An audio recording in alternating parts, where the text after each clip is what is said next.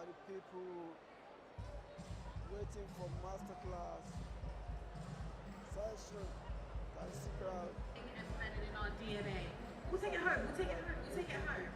But taking a slightly different turn with my guest here in the radio booth, I have a very young and passionate Nigerian who makes Nigerian food and really wants to showcase why I suppose all of us right here, in and outside of the hall, should patronize her company. Hello, Tracy.